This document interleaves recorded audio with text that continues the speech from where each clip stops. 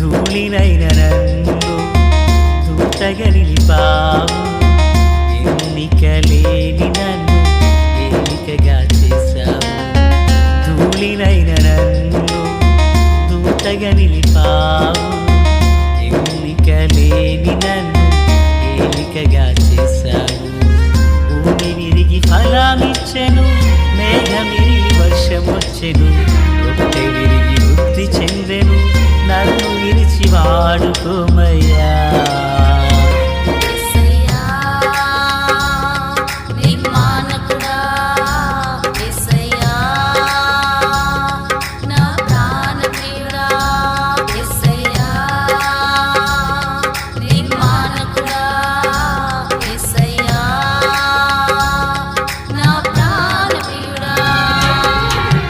ధూళినైన నన్ను దూతగా నిలిపావు. ఎన్నికలేని నన్ను ఏలికగా చేశావు. ధూళినైన నన్ను దూతగా నిలిపావు. ఎన్నికలేని నన్ను ఏలికగా చేశావు. దేవుని నామానికి మహిమ కలుగును గాక. ఆత్మీయులారా, బాగున్నారు కదా? దేవుని మహాకృపను బట్టి గడిచిన దినాన ఆరాధనలను ప్రభు మేలుకరంగా జరిగించారు. పాల్గొన్న వారందరికీ హృదయపూర్వకమైన నిండు వందనాలు. ప్రియులారా, మనకి భస్మ బుధవారం గడిచిన బుధవారం గడిచింది కనుక ఈ బుధవారం అనగా 25వ తారీఖు నుండి ఈ లెంట్ డేస్ అనేవి ఆరంభించబడుతున్నాయి. గమనించండి, లెంట్ డేస్ అనేవి మనకి సంబంధించినవి కాదు కదా అనే ఆలోచన కొందరిలో ఉన్నది. నిజమే ప్రియులారా, మీరు అన్నది వాస్తవమే. అయితే ఒక మాట, ఈ లెంట్ డేస్లో మనం ఎక్కువగా ప్రార్థన చేసుకోవడానికి, పాటలు పాడి ప్రభువుని ఆరాధన చేయడానికి, వాక్యాన్ని గ్రహించడానికి ఇది మనకొక చక్కనైన సదవకాశం. కనుక లెంట్ డేస్ అని అనేక మంది జరుపుతుంటే, అనేక మంది వద్దు అంటుంటే, మనం ఈ ప్రతికూలమైన దానిని మనకు అనుకూలంగా మలచుకుని ముందుకు సాగిపోదాం. దేవునికి స్తోత్రాలు. కనుక ఏ సమయంలో ఎక్కడ జరుగుతున్నవి అనేది మీకు వీలైతే రాను దినాల్లోనే మీకు తెలియపరచబడడం జరుగుతుంది. సంతోషం. మరి ఈరోజు వాక్య ధ్యానం కొరకైన భాగము సంఖ్యాకాండము 15వ అధ్యాయము. ప్రియులరా, మరి 38వ వచనం, వారు తమ తరతరములకు తమ బట్టల అంచులకు కుచ్చులు చేసుకొని అంచుల కుచ్చుల మీద నీలి సూత్రము తగిలింపవలెను. ప్రార్థన. తండ్రి దేవా, స్తోత్రాలు. వాక్యం మీది వినుచున్న వారందరూ మీ వారు. మీ దాసుడనైన నన్ను సంపూర్ణంగా మరుగు చేసి దైవస్వరమును వినిపింపచేయండి. రాకడ కొరకు, రాజ్యం కొరకు సిద్ధం చేయండి. సియోనులో నుండి మీ కృపాహస్తం మా అందరికీ తోడయుండును గాక. యేసునామమున ఆమేన్. ప్రియులారా, బాగున్నారు కదా? ఈ చదవబడినటువంటి వాక్య భాగంలో చెప్పబడిన విషయం ఏంటంటే, ఇశ్రాయేలీల యొక్క వస్త్రాలు అంచుల మీద కుచ్చులు ఉండాలి అని చెప్పారు. అంచుల మీద ఏముండాలంట? కుచ్చులు ఉండాలి. అసలు అంచులేంటి, కుచ్చులేంటి, ఈ గొడవ ఏంటి, మాకు ఈ బాధ ఏంటి అని ఆలోచించవద్దు. వాక్యం స్పష్టంగా లేకపోతే ఒక మాట మనకు అర్థమవుదు. వాక్యంలో స్పష్టత ఉంటే అర్థమవుతుంది, అర్థంలో పరమార్థం దొరుకుతుంది. ఆమె సాధారణంగా ఇజ్రాయేలీకి నిలువుటంగి అనేది ఒకటి ఉండేది. ఆ నిలువుటంగి క్రింద కుచ్చులు వెడల్పుగా వారు అంచులు ఉండేవి. ఆ అంచుల మీద కుచ్చులు తగిలించమంటున్నారు ప్రభు. కుచ్చులు ఉండాలి. ఎందుకు అవి ఉండాలి అంటే, ఆ నీలి దారముతో ఆ కుచ్చులను చేసినప్పుడు మీరు దేవుని ఆజ్ఞలన్నిటినీ జ్ఞాపకం చేసుకుని మీ దేవునికి మీరు ప్రతిష్ఠులై ఉంటారు అనేది దేవుని యొక్క ఉన్నతమైన విధానం, కాన్సెప్ట్. అయితే పిల్లరా, మరి ఆనాటి కాలంలో ఇశ్రాయేలీలకు ఒక వాడుక ఉండేది. ఏంటి ఆ వాడుకంటే, ఎవరైతే వారి వారి వస్త్రాలకు పెద్ద పెద్ద అంచులున్నాయో వాళ్ళదే మంచి భక్తి, గొప్ప భక్తి అని వారు తలంచుచూ ఉండేవారు. కనుక పిల్లరా, మరి నిర్గమాకాండం 13:9, ద్వితీయోపదేశకాండం 6:8 ఈ వచనాల సందర్భాన్ని మనము గమనించినప్పుడు, మరి ఆనాటి కాలమందున్న శాస్త్రులు, పరిసయ్యులు వారు వస్త్రపు అంచులను బాగా పెద్దవిగాను ప్రజలందరూ చూచేటట్లుగా వారు వాటిని వెడల్పుగా చేసేవారు. ప్రభు వారిని మందలించారు.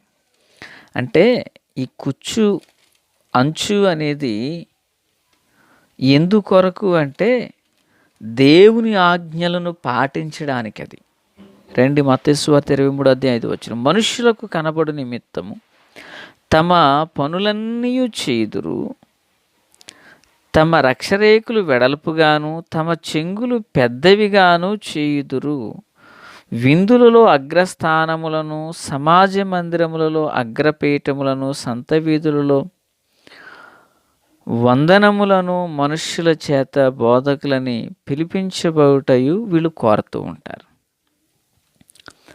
అయితే పిల్లరా, దేవుడు దాన్ని అంగీకరించలేదు. మరి ఇశ్రాయేలుతోనూ చేయమన్నారు. మరి ఇక్కడ శాస్త్రులు, పరిశీలి కాలానికి ఎందుకు వద్దంటున్నారంటే, ఇజ్రాయేలు చెప్పబడిన మాట ఏంటంటే, అయ్యా ఇవి పెద్దగా చేసుకోండి, మీ భక్తిని కనుపరచండి అన్నారు. వీళ్ళు ఏం చేశారు? భక్తికి బదులుగా వీరిని కనపరుచుకున్నారు. అలా చేయొద్దు అంటున్నారు ప్రభు. దేవుడు చెప్పిన ప్రతి ఆజ్ఞను వాళ్ళు గుర్తుపెట్టుకుని వాటిని పాటించుట కొరకు ప్రభు చెప్పారు. అవి అయితే దీన్ని ఎలా అంటే, స్వామి కార్యానికి బదులుగా స్వకార్యం చేసుకున్నట్లుగా వీళ్ళు దాన్ని ఎలా మలుచుకున్నారంటే, అవి ఎంత పెద్దగా ఉంటే మా భక్తి అంత గొప్పది. అయితే వీళ్ళు ఏం చేస్తున్నారు? వీడు తమ్మును కనపరుచుకుంటున్నారు. అది యేసయ్య ఖండించారు. కనుక ఆత్మీయులారా, దేవుడు చెప్పిన ఏ ఆజ్ఞ అయినను మనం దాన్ని పాటించాలి. ఆయన వస్త్రాలను గురించి కూడా మాట్లాడారంటే, మరి ఈనాటి కాలంలో కృపయందు నిలిచిన మనం వస్త్రముల విషయంలో ఎంత జాగ్రత్త పడాలి అనేది కూడా మనం అర్థం చేసుకోవాలి. ఆత్మీయులారా, బాగా విందాం. ఈనాటి కాలమందు ఉన్నటువంటి ఒక వ్యక్తి దేవుని ఆజ్ఞకు ఎప్పుడైతే విధేయుడు అవుతున్నాడో, ఆ విధేయత తన మీదకి ఆశీర్వాదాన్ని తెచ్చిపెడుతుంది. ప్రభు ఏ ఉద్దేశంతో చెప్పారో ఆ ఉద్దేశాన్ని ఎరిగి గ్రహించి, అందులోకి అక్కడ నీలిరంగు, నీలము, ఆకాశము నీలము కదా. ఆయన ఆజ్ఞ ఇచ్చాడంటే ఆ ఆజ్ఞను పాటిస్తే ఆ నీలము, ఆకాశం ఎంత విశాలంగా ఉందో అంత కృప కూడా ఆ వ్యక్తి మీద ఉంటుంది. భూమి కంటే ఆకాశం ఎంత ఉన్నతంగా ఉన్నదో ఆయన యందు భయభక్తులు గలవారి ఎడల కృప అంత అధికంగా ఉంటుంది. ఆమేన్. మనము ఆ ఆజ్ఞని ఎప్పుడైతే వాటిని ధిక్కరించామో అది మనకు దీవెన తెచ్చిపెడుతుంది. ద్వితీయోపదేశకాండము 6 ఇశ్రాయేలు వినుము, నీ దేవుడైన యెహోవా అద్వితీయుడగు యెహోవా ఈ మాటలను నీ కన్నుల నడుమ బాసికముల వలె కట్టుకొనొచ్చు. నీ పిల్లలు లేచినప్పుడు, కూర్చుండినప్పుడు, ఇంట నడుచున్నప్పుడు, త్రోవను వెళ్ళినప్పుడు, పండుకొనినప్పుడు వీటిని గురించి మాట్లాడు అంటారు. ఇదొక ఆజ్ఞ. ఈరోజు చేతులకు దేవుని వాక్యం ఎక్కడుంది? ఫ్రెండ్షిప్ బ్యాండ్లు ఉంటున్నాయి కదా. ప్రభుని ఎరిగిన వారికి కాళ్ళను అవే ఉంటున్నాయి, ప్రభుని ఎరగని వారిని కాళ్ళన చేతులు అవే ఉంటున్నాయి. ఇంటి ముందేమో వింతైనవి కనిపిస్తూ ఉన్నాయి. ప్లేరా ప్రభువుని ఎరుగని అన్యజనులు వీటిని చేసుకుంటే వారిని మనం ఏమనకూడదు, ఎందుకంటే విమర్శించినట్లుగా ఉంటుంది. కానీ ప్రభువుని ఎరిగిన వారు కూడా చేస్తున్నారంటే అర్థం ఏంటి? వీరటు సంపూర్ణులు కాదు, ఇటు అసంపూర్ణం కాదు. అది పెద్దలు అంటారు కదండి, తెలిసినోడికైనా చెప్పాలి, తెలియనోడికైనా చెప్పాలి, ఏమీ కానోడి మధ్యలో చెబుతుంటే. ప్లేరా కనుక మనం సంపూర్ణులము ఒకటకు ఆశపడదాం, సంపూర్ణులముగా ఉండుటకు సిద్ధపడదాం. సందర్భం ఏంటి? ప్రభు చెప్పారయ్యా, ఈ నీలమును, ఈ కుచ్చులు మీరు కట్టుకున్నప్పుడు మీరు దేవుని సన్నిధిలో జ్ఞాపకంగా ఉంటారు. దేవుని సన్నిధిలో మీరు జ్ఞాపకంలో మీరు ఉంటారు. దేవుని ఆజ్ఞలన్నీ నేను పాటిస్తున్నానని భావన నీలో ఉంటుంది. మీరు వీటిని ఎలా పాటించడం వల్ల మీరు తండ్రి సన్నిధిలో జ్ఞాపకంగా ఉంటారు. Praise the Lord. అయితే శాస్త్రుల పరిశీలి ఏం చేశారు? పుదీనాలను జీలకర్రలను తీసి వారు ఇంకా అంతకంటే పెద్దవైన వాటిని మింగేయడానికి ఇష్టపడుతున్నారు. కనుక అట్టి భక్తి సరైంది కాదని ఇక్కడ ప్రభు వారిని హెచ్చరిక చేశాడు. ఈనాటి కాలంలో కూడా అనేకులు అంతే కదండి, ఇది చిన్నది అనుకోండి, అయ్యో దేవుందండి అంటారు. శ్రేష్టమైన దాని దగ్గరకు వచ్చేసరికి అక్కడ ఆలోచిస్తూ ఉంటారు. కనుక పులారా మనము అలాగ ఉండరాదు. దేవుని కృపకు మనల్ని మనం అప్పగించుకుంటూ దేవుని సన్నిధిని మన సంపూర్ణుల మొగుటకై సాగిపోదాం. ప్రభు కృప మనందరికీ తోడై నడిపించునుగాక. ఆమెన్. తండ్రి దేవా స్తోత్రం.